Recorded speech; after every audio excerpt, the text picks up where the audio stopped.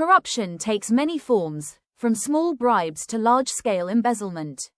While it may seem like a minor issue at first, over time, it erodes the economy, undermines public trust, and hinders national growth. Let's take a look at how corruption affects Malaysia.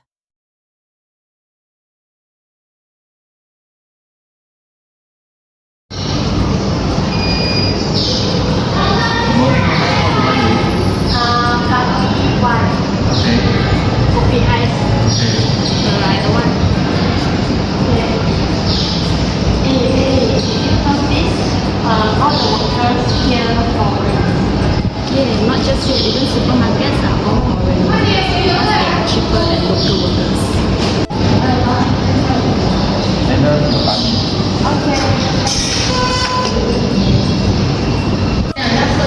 See, this job belongs to local workers, but because foreign workers are cheaper, so employers pay for them.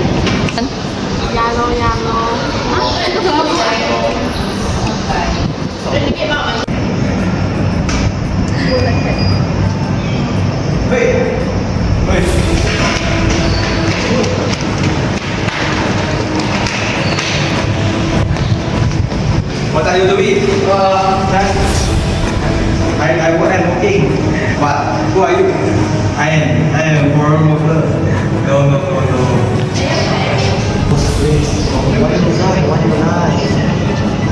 Why you run?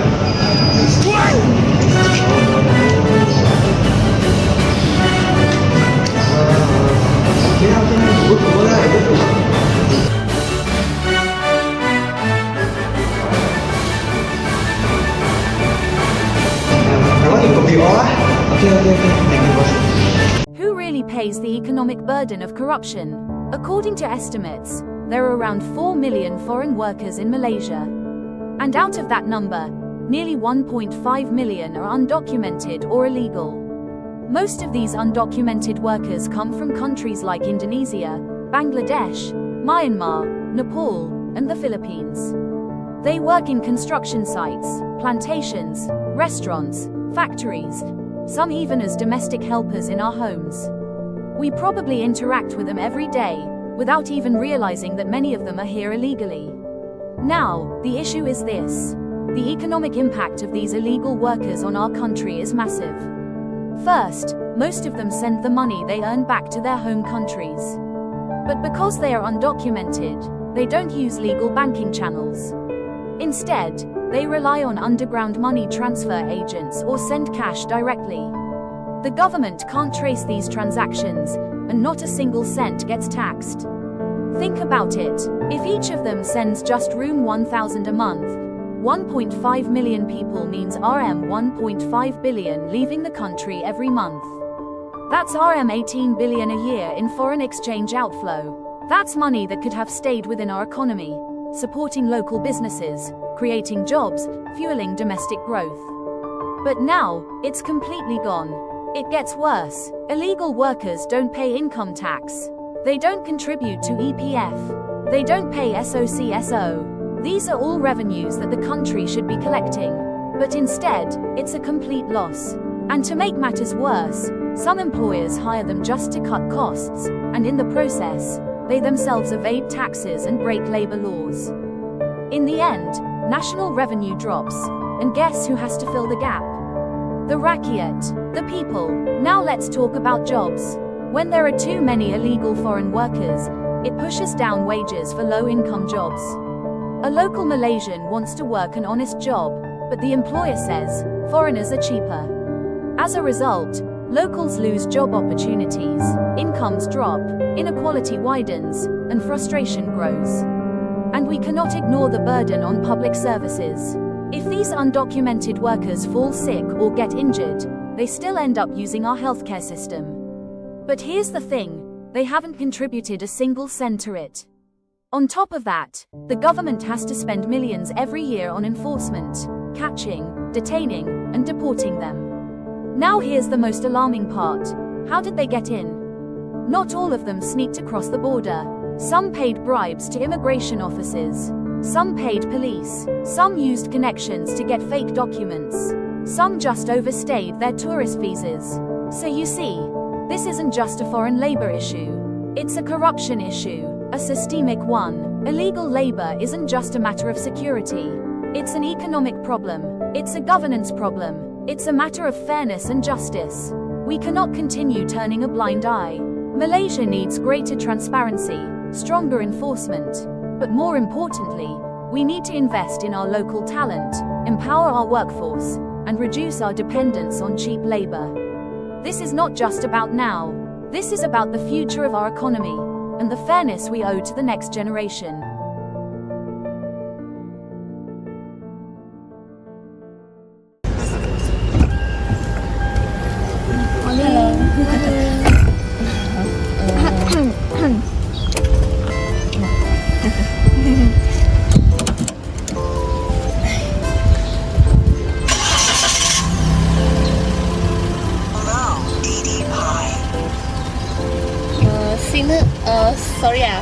Signal okay? Okay. Wiper okay. Side mirror okay.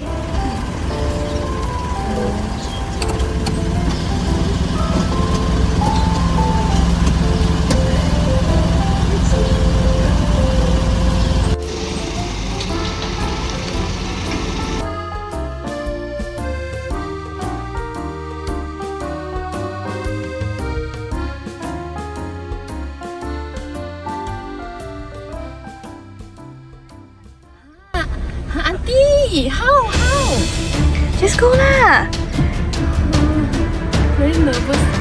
Aiyo, you don't learn properly huh?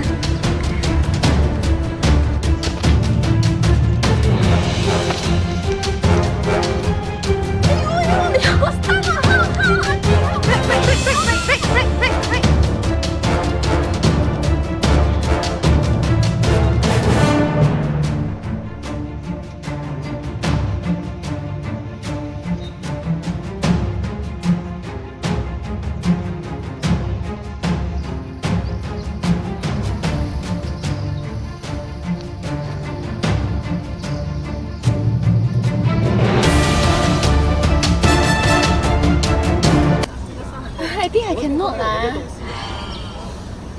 How? You cannot pass lah like that. Then how? You want tolong ah? I think wait. You need ah? Yes. You sure? Yes. Or you want try one more time? No lah. Help me. How much 100 only lah.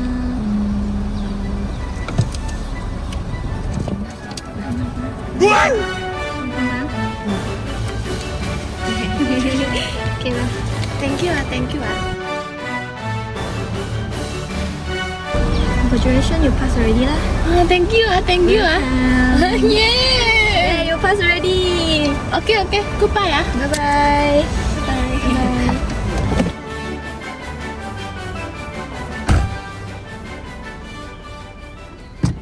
Many months later. Sure. You want to drive alone? Mommy? Are you sure you want to drive alone? Yes lah, yeah. Okay ah? Problem. No problem ah. Yeah. Okay ah. Drive safe ah. Okay. Bye girl. Bye bye ah.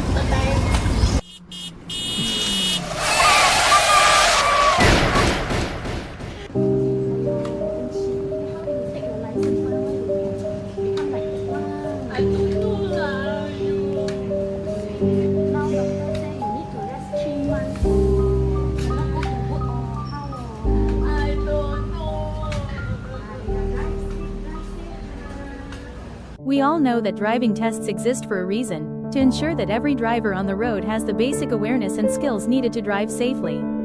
But when a driving examiner accepts a bribe and lets an unqualified candidate pass the test, the consequences go far beyond just handing out a fake license.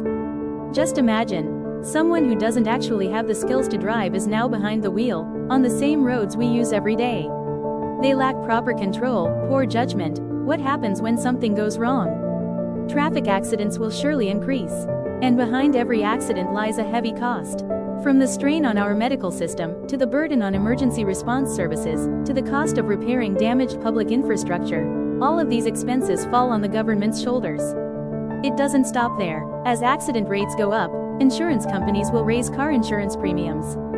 For industries like transportation and logistics, this means higher operating costs.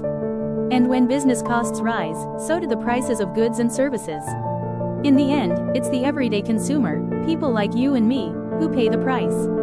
What's even more alarming is how this kind of corruption slowly erodes the safety of our entire traffic system. If more and more drivers are getting their licenses through bribery instead of merit, can we still feel safe on the road? And if this culture continues to spread, what's next? Today it's the driving test, tomorrow it might be our hospitals, our schools, or even our justice system. Once corruption becomes a chain, it evolves into systemic corruption. And when that happens, it drags down government efficiency and strikes at the very foundation of our country's economic growth. So no, this is not a small matter. It's something we must take seriously.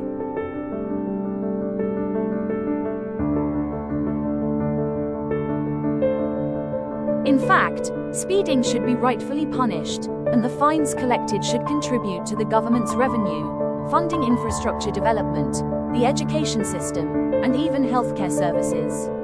These are public services that benefit every single citizen. But sadly, once bribery enters the picture, that money that should go to the nation, disappears and ends up in someone's private pocket. Over time, this will inevitably affect the government's financial resources. What's worse is that if drivers know they can just pay off a police officer, they'll keep speeding, keep driving recklessly.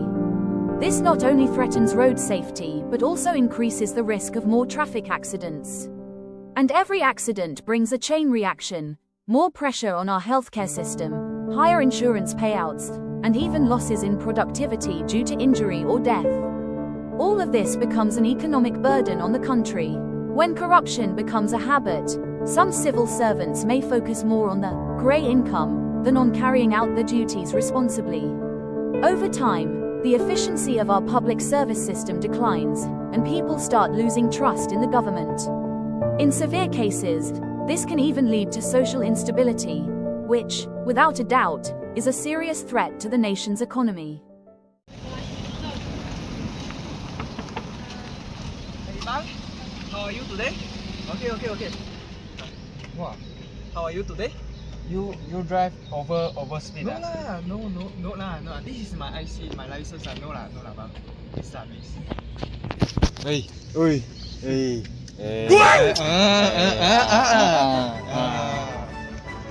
Everyone, my IC okay? You come here. My license okay? Yeah. So I know The machine is. Yeah, the machine. Yeah. Yeah. I will be here. Yeah, bye bye. Okay, bye.